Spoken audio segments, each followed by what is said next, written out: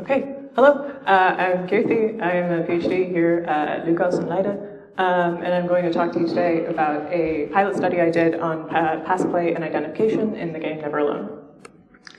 So as Angus talked about so beautifully earlier this morning, I am part of the Playful Time Machines project. It's been a sec, so I'll give a little bit of a recap. Our aim is to do interdisciplinary, multi-perspective and multimodal open science research, centering citizen players and foregrounding their experiences, drawing from perspectives from game makers and game players in equal measure, and sort of moving away from the researcher-centric and scholarly focused analyses.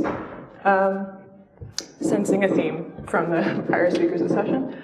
The Pass Play project draws from the MDA model, Mechanics, Dynamics, Aesthetics, to work on the Design, Experience, and Values model, divided into 3 sub-projects, of which I'm heading up the experience side of things. The experience sub-project in particular is primarily concerned with evaluating how players interact with the past during play.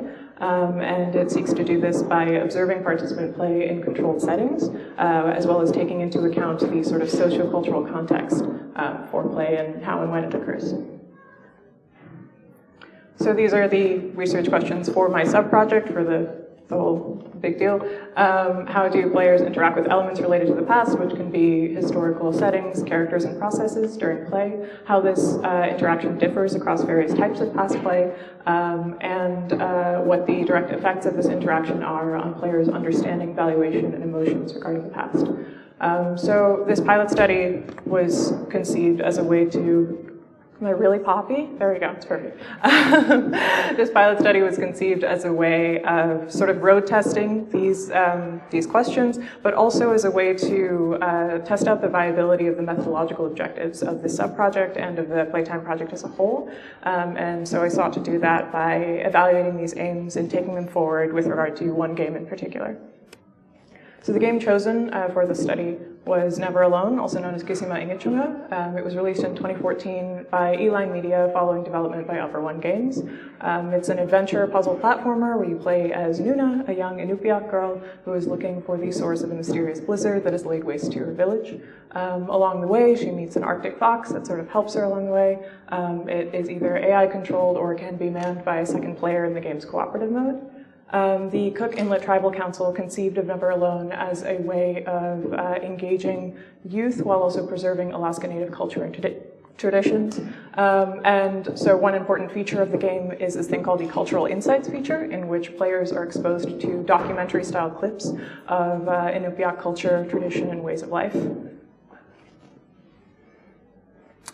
So to sort of bring in the cultural impact and footprint, as I said, before delving into really observing participant play, I decided to carry out a review analysis, which is a form of post-launch games user research. Review analysis seeks to evaluate reviews as game paratexts and repeatedly interact with them to actually form a resulting theoretical framework for further analysis. So I took 5 reviews of Never Alone, constructed a custom corpus with them in Python, and came up with a list of keywords that were relevant to my work and Playtime in particular, and interacted with this sort of qualitative data set using a number of Python natural language toolkit processing functions. So these are the keywords. As you can see, culture, story, and native sort of dominate the data set with 14, 12, and 9 occurrences respectively.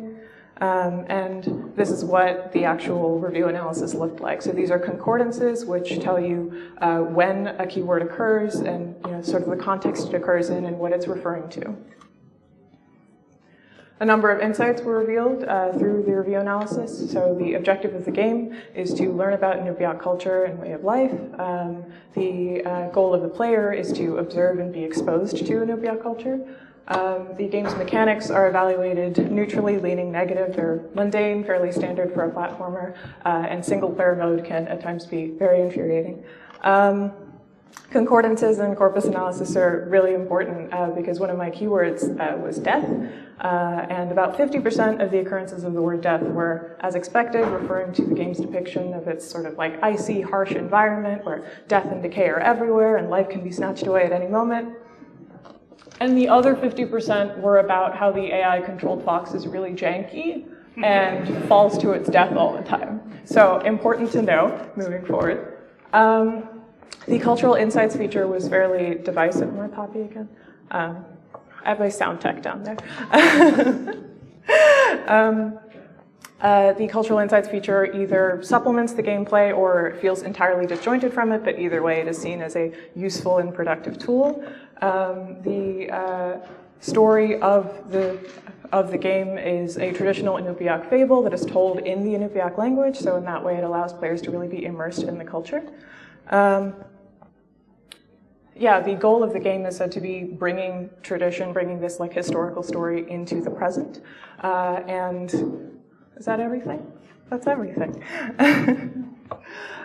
So from this review analysis, a number of areas of investigation sort of identify themselves. Firstly, how does the player play the game? These are questions about how the player evaluates the mechanics and format of the game itself as a puzzle platformer, how they evaluate their own performance and possible issues with this really janky fox, and the relative challenge level and accessibility of the game itself. The second avenue is how is the game experienced. So these are questions about the game's pacing, its depiction of themes of like the human-animal connection, for example, its use of Inupiaq narration and the presentation of narrative obstacles, art and aesthetic elements, as well as the cultural insights feature, for example, and the degree to which they interfaced with it. The last thing is how is the player changed by the game? These are larger questions about the affective and reflexive processes taking place during and after play. So questions of whether players feel that they are the target audience for the game and how they define the objective of the game while they're playing.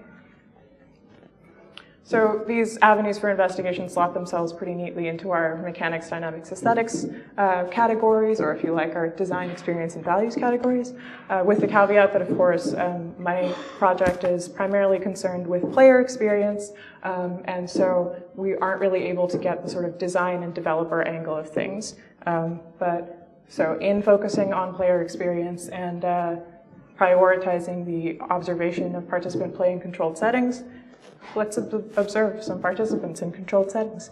So I chose to do this through a number of methods. Firstly, an initial experience playtest, which is a survey method following initial player exposure to the game. Secondly, the retrospective think-aloud protocol, which presents players with recorded gameplay footage of their own play and asks them to explain the emotional and cognitive processes underlying their decisions. And lastly, interviews, which I won't go into too much detail here, except to say that the interview questions were formulated on the basis of the insights generated from the review analysis. As far as survey measures go, I used two of them. First, the player experience inventory, which was formulated actually on the basis of the MDA model. It assesses the functional consequences, which are dynamics-based or experience-based, and the psychosocial consequences, which are aesthetics or values-based of play. The second measure that I actually brought in from my own experiences as a linguist. It's the identification scale. It was initially developed to assess reader affective responses to a perspectivizing character in a written narrative. I've used it in my own work to assess player identification with a player character in a tabletop setting, and I thought that that sort of investigation of affective involvement would be relevant here as well. So 7 participants were asked to play Never Alone for 60 uninterrupted minutes and screen record their gameplay. Within 24 hours of play, they were asked to fill in the questionnaire, and within 48 hours of play, an interview was conducted, and part of the interview presented them with their screen recorded gameplay footage and led them through the retrospective think-aloud. So in terms of analysis, first off, the questionnaire data was analyzed statistically in SPSS, and I won't go too deep into that except to say that these are the subscale means generated from the questionnaire data. These are Likert items from -3 to 3, so that's our scale here. The game's autonomy was the lowest evaluated subscale, fairly standard for a linear storytelling adventure platformer. You kind of can only do the one thing that the game wants you to do. And the game's audiovisual appeal was rated incredibly high. So it's very pretty, is the participant perspective. Statistical analysis of the game's sort of identification measure in relation to the other subscales revealed a strong positive correlation between identification and psychosocial consequences, identification and enjoyment, and identification and immersion.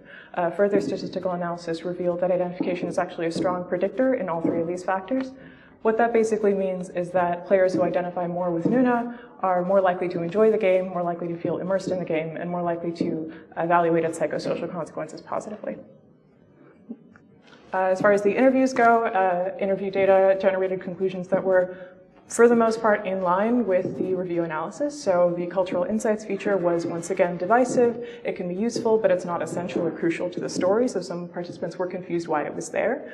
The game's artistic and aesthetic elements were praised once again, and players felt fairly immersed in the culture, especially through the use of Inupiaq language, and the game was said to have a very distinct flavor. Players identified themselves as the game's target audience and identified its goal as cultural sharing. So again, fairly consistent with the review analysis. The two main differences from the review analysis and the interview data were first that players evaluated its mechanics fairly positively. There were some jank issues, there were a number of repeated death conditions, but overall players felt that they were able to surpass it and that the game's mechanics were actually fairly simple and accessible to them. And secondly, players didn't actually see Never Alone as a story that was set in the past. They saw it as a fantastical or mythical setting that was sort of a story that was being told in the present. The retrospective think-aloud procedure exposed players to key gameplay moments, so essentially difficult deaths, particularly difficult puzzles, initial interactions with enemies, and that sort of thing. There was understandably frustration and confusion expressed at these sort of multiple death conditions that kept happening, but the game's respawn condition was evaluated favorably, so you didn't have to go all the way back to the beginning of the game, so players felt that they could overcome mechanical difficulties fairly easily. And some suggestions are made to make the mechanics a little smoother and easier to understand, but overall, players felt that the instructions for the game were demonstrated fairly well. So, in conclusion, first off, how is the game played? Again, we can only get the player perspective in this sense, so we don't know if this is how the game is supposed to be played or supposed to be received from a mechanical standpoint, but overall, the mechanics are evaluated well, and a number of suggestions are made to improve AI jank and make the game smoother overall. Secondly, how is the game experienced? Its artistic and aesthetic elements are evaluated positively. It's scored very, very high in terms of audiovisual appeal. Players experience the game as fantastical, being set in the present, and they evaluate the cultural insights feature as useful in terms of thinking about new traditions and new cultures, and actually suggest embedding it more thoroughly in the gameplay. Lastly, how is the player changed by the game? Players identify themselves as the game's target audience. They identify its goal as cultural sharing and interaction with the Inupiaq culture. And players who identify more with Nuna are more likely to enjoy the game. And if you remember with psychosocial consequences, they're more likely to actually engage in these sort of affective reflexive processes during play. Engaging with sort of new understandings about the human-animal connection and new ways of thinking about the world in relation to themselves. So those are the sort of content-based conclusions, but as I said, this project was also partially conceived as a way of road testing the methodological viability of the sort of direction that we want to go in with my research, with all of our research in collaboration. And to that end, a number of conclusions can also be drawn. First off, this sort of research is useful for looking at past play holistically, for incorporating a number of perspectives, and for really taking all of these different factors into account. Secondly, identification in particular is relevant to questions of dynamics and experience and is worth further study in this domain. And lastly, creating a compelling experience of past play can actually mean creating a compelling narrative journey for the player. Games that actually spur an identification response in the player can lead to more meaningful experiences of past play overall. I think that's everything. Thank you for having me.